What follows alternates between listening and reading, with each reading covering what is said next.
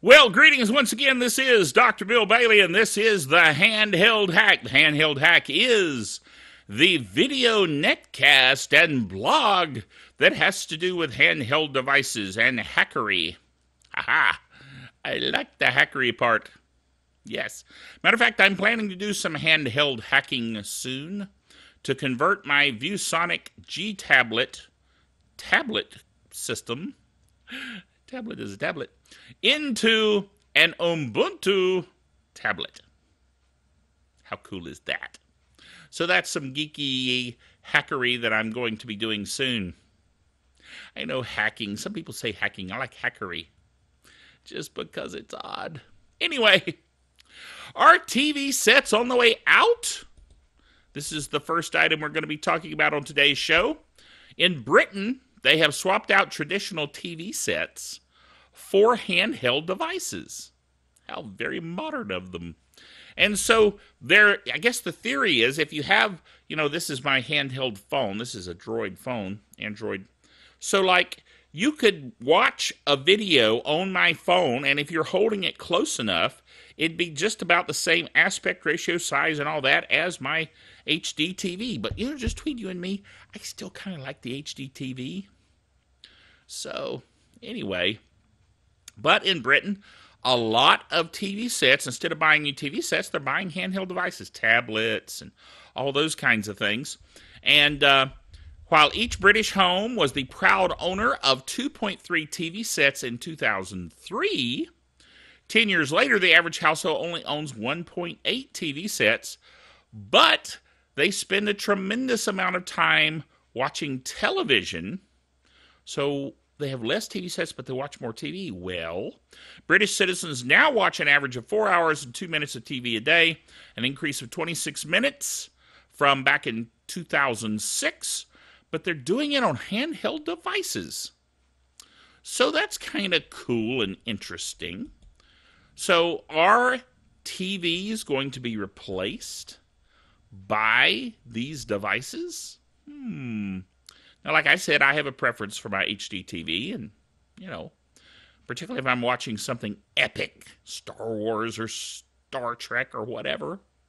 So anyway, that's just me. Everybody's talking smartwatches. I don't even have a watch of any kind. I do use my phone as a clock, so to speak, or a watch or timepiece, however you want to phrase it. So, but handheld, we're talking handheld. Well, a watch is more of an arm held. I made that comment on this particular entry in the blog. But watches like Dick Tracy's amazing super cool watch, boy, that sets me back years and years and years. Dates me quite a bit to talk about Dick Tracy's watch, but he had a pretty cool watch. Had a little TV built in. And back in that day, that was completely unbelievable and unheard of. It was as science fiction as you could get.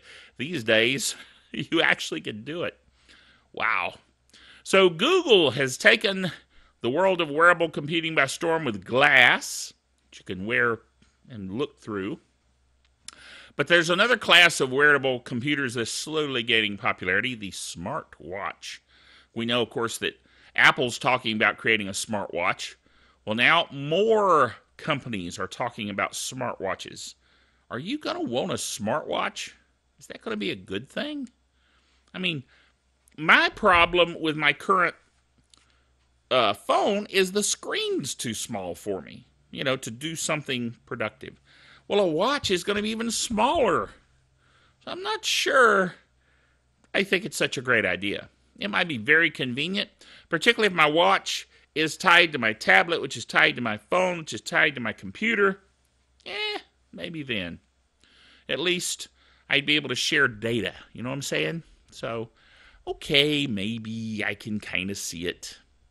But anyway, so the next item and last item for this netcast is tips to defeat Bluetooth hackers. This is an article I linked to, and there's some tips that you can do to help defeat Bluetooth hackery. Okay, we're talking hackery earlier. Passwords. Always use a minimum of 8 characters in your PIN, personal identification number, PIN. The longer your code, the more difficult it is to crack, particularly in a brute force attack. Now, obviously, 1, 2, 3, 4, 5, 6, 7, 8. That's not a good passcode, guys, okay? So you understand that. All right, also sign off. Switch your Bluetooth into not discoverable mode when you're not using it. If you just leave it open, people can get into it. You know what I'm saying? So turn it off when you're not using it. Be wary of unknown requests. If something pops up and says, would you like to do this? Don't just say yes unless you initiated something that you're expecting to see a pop-up say, do you want to do this? You know what I'm saying? That's common sense, but you'd be surprised how many people just click OK. All right. Stay updated. Whenever there's an update, accept the update. Be sure it's an update that you trust, but go ahead and accept updates because you want the latest, greatest code, which usually has security enhancements, okay? So these are all things you can use to make Bluetooth a little bit safer. Now, Bluetooth is inherently not as safe as other methodologies, okay? So keep that in mind, but it is mind-bogglingly convenient, I will say. Bluetooth just works really well to do a lot of different things, whether it's your earpiece or your Bluetooth mouse. That's what I use it a lot for, is Bluetooth mice. Mice. Anyway, I use it at work. I use it at home. So I have a Bluetooth mouse both places. As a matter of fact, I have one right here on the table in front of me. Notice no wires. Very cool. And it's Bluetooth. So neat. But anyway, you gotta be careful. You notice that my mouse is turned off. That both saves the power and as a Bluetooth device also makes it more secure. Now you can't really hack into my mouse. You know what I'm saying? Or if you did, you'd be really, really bored. But anyway. So all good things to keep in mind. Remember, you're only as good as your last hack.